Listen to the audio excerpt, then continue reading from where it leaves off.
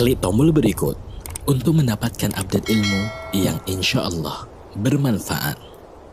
Haibati fillah, cerai ini perbuatan yang paling dicintai oleh iblis.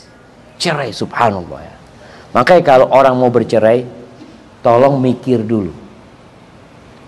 Ada surat di dalam Al-Quran namanya surat At-Talaq. Baca tuh surat At-Talaq. Bukan karena kita mau bercerai, tapi kita perlu punya ilmunya. Allah mengatakan, wahai Nabi, apabila kalian hendak menceraikan istri-istri kalian, maka ceraikan mereka dalam masa iddah mereka. Artinya seorang suami ketika hendak menceraikan istrinya, dia harus berpikir. Karena ternyata ada cerai yang sesuai dengan sunnah, ada cerai yang bid'ah. Cerai yang sesuai dengan sunnah itu cerai dalam kondisi istri hamil. Sebagian orang nih mau menceraikan istrinya hamil, kesian nanti aja kalau sudah melahirkan. Enggak, ceraikan dia ketika hamil. Itu sesuai dengan sunnah. Kenapa? Karena ketika menceraikan istri sedang hamil, berarti menceraikan istri di masa iddahnya. Mamanya diceraikan istrinya dalam kondisi hamil 4 bulan. Dia langsung masuk masa iddahnya. Nunggu sampai lahiran. Di sini proses menunggu itu mungkin dia berpikir nggak jadi nyeraikan istrinya. Artinya masih ada kesempatan untuk rujuk kepada istrinya. Yang kedua, menceraikan istri dalam kondisi suci belum digauli. Itu yang sesuai dengan sunnah. Jadi nggak boleh kita menceraikan istri dalam kondisi datang bulan. Menceraikan istri dalam kondisi habis digaulin. Itu termasuk bid'ah. Bahkan Nabi SAW menyuruh sahabat yang menceraikan istrinya tidak dalam masa iddahnya untuk merujuk kembali. Engkau rujuk. Maka seperti itu. Ini menunjukkan orang kalau mau bercerai, hendaklah dia berpikir. Apakah memang bukan karena marah ya, teriak-teriak dia menceraikan? Enggak, dia berpikir.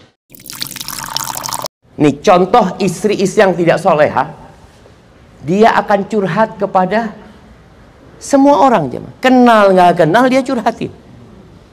Maka kadang-kala ada mak yang curhat bikin status. Orang kampung semuanya tahu. Masya Allah. Ini tanda-tanda istri yang kurang soleha. Maka ingat, wanita itu banyak masuk neraka gara-gara nggak sholat. Bukan. Gara-gara nggak puasa. Bukan. Gara-gara nggak bersyukur sama suami. Makanya Nabi SAW ketika menyebutkan 4 faktor kebahagiaan itu, salah satunya adalah istri yang soleha. Udah kalau punya istri soleha, rumahnya mau sempit mau apa, insya Allah. Kita ini ada kewajiban yang harus kita lakukan, ada larangan yang harus kita tinggalkan. Tapi kebanyakan kita hidup nggak tahu dengan aturan. Memang nggak pernah belajar dia. Aturannya gimana sih yang harus kita lakukan? Sehingga terkadang ada banyak hal-hal yang seharusnya dia kerjakan, dia nggak kerjain. Bahkan ada perkara yang seharusnya dia tinggalkan, malah dia kerjakan tuh perkara jauh. Maka pada hari itu akan dikasih tahu. Nih, kau nggak ngerjakan ini. Dia akan lihat dalam kitabnya, iya ya, anda nggak ngerjain ini. Semua tercatat. Makanya kenapa Umar bin Khattab nyuruh kita bermuhasabah. Kalian coba hisab diri kalian, hitung-hitunganlah. Supaya persidangan nanti kita sudah punya kesiapan. Sehingga kita tahu mana yang kita harus bertobat dan mana yang cukup dengan beristighfar. Mana yang seharusnya kita minta maaf kepada orang yang kita zalim dan mana yang nggak perlu kita minta maaf sama dia.